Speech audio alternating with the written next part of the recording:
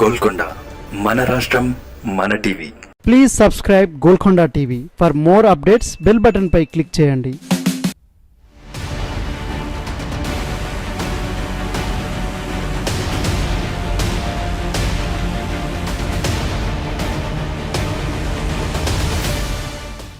Attarintiki Daredi cinema hero Pawan కళ్యాణ్కు గెలుపు సీటుకు దారి కావాల్సి వచ్చింది. టాలీవుడ్ అగ్ర హీరో పవన్ కళ్యాణ్ జనసేన పార్టీ స్థాపించి 10 ఏళ్లైంది. ఇప్పటివరకు ఆయన చట్టసభల్లో అడుగుపెట్టలేని పరిస్థితి. గత ఎన్నికల్లో 2 చోట్ల నిలిచి రెండింటా ఓడిపోయారు.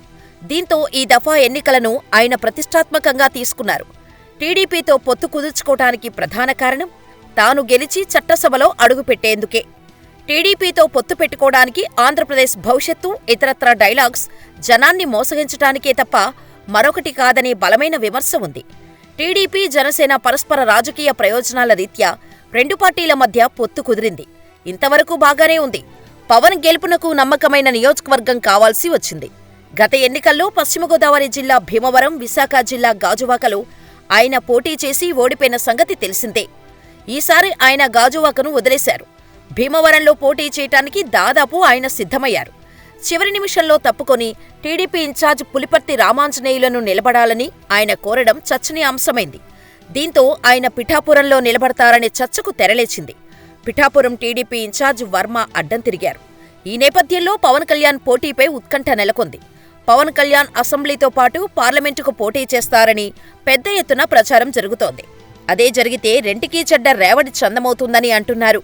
తాజాగా తాడేపల్లిగూడెం నియోజకవర్గం నుంచి పవన్ పోటీ చేస్తారని జనసేన నాయకులు చెబుతున్నారు.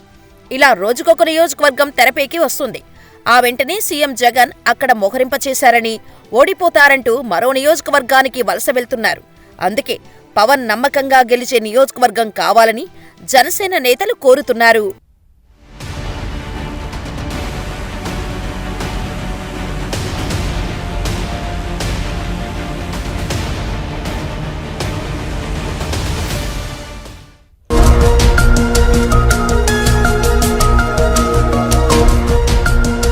సత్యాలు చెప్పడానికి సాహసం కావాలి. నిజాలు చెప్పే పత్రికలు రావాలి.